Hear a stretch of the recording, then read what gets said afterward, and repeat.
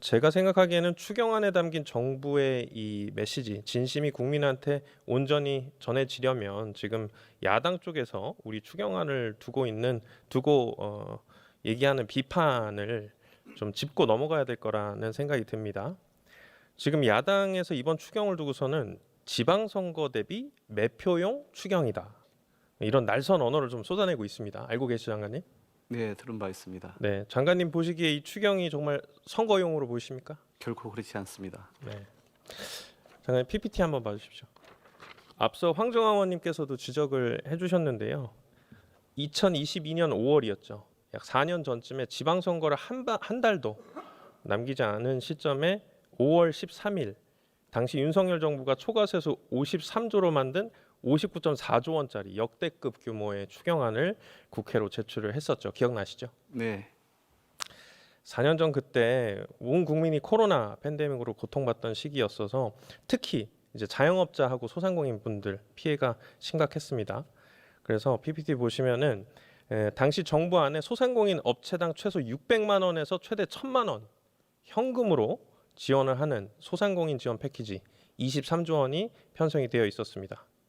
그때 저희도 야당이었을 때 선거용 추경이라고 비판을 하려면 할 수도 있었을 거예요. 지방선거 딱 한 달 전이었으니까. 그리고 역대급 규모의 추경이었지 않습니까? 근데 제가 알기로는 그 당시 민주당의 국민의힘과 협상을 담당했던 우리 당 원내대표님께서는 발목을 잡기는커녕 오히려 소상공인 손실보전금을 더 두텁게 지원해야 합니다라고 얘기를 하셔가지고 이를 관철시켰습니다. 네. 혹시 그 민주당 원내대표님이 누구신지 아십니까? 당시 제가 원내대표를 맡고 있었습니다. 예, 참 대단한 결정을 하셨습니다.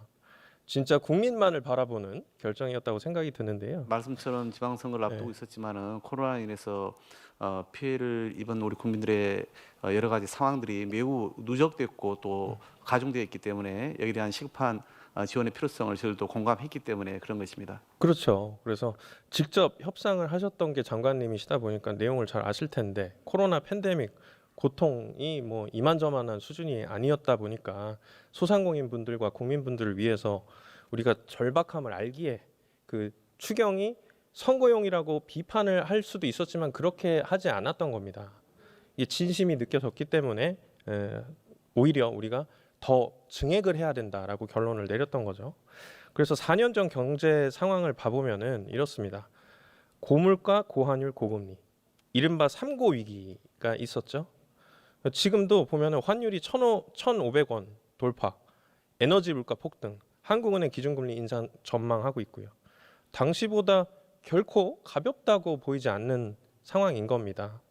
이런 상황에서 4년 전 소상공인 지원은 민생을 위한 도리라고 했던 분들이 비슷한 위기 상황인데 지금은 매표 행위다, 이렇게 발목을 잡는 거는 이중잣대라고밖에 안 보이고요.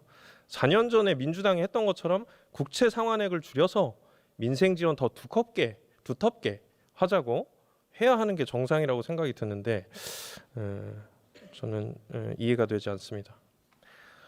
이어서 한 가지 더 말씀드려보겠습니다. 지금 야당이 제기하고 있는 물가 상승 우려. 지금 최근에 국민의힘 장동혁 대표가 돈을 풀면 인플레이션 속도는 더 빨라지고 풀린 돈이 부메랑이 돼서 민생을 강타할 것이다 라고 했는데, 사실 이런 내용은 추경 때마다 나왔습니다. 거의 매번 나왔다고 봐도 되는데 22년 5월 추경 때 다시 한번 얘기해 볼게요. 당시 대통령이었던 윤석열 씨가 똑같은 물가 상승 우려에 대해서 국무회의 때 이렇게 얘기했습니다. 그렇다고 추경 안 할 거냐? 그래도 국민 도와드려야 될 거 아니냐? 그리고 당시에 추경호 기재부 장관 이렇게 얘기합니다. 국채 발행을 안 하니 물가 영향도 없다, 이렇게 자신 있게 얘기했습니다. 장관님, 이번 추경도 4년 전하고 똑같이 국채 발행 없죠? 그렇습니다. 네. 그리고 오히려 국채를 상환한 빚 갚는 추경이라는 게 특징이라고 얘기했습니다. 그러면 지금 야당이 제기한 주장, 이게 설득력이 있다고 보십니까?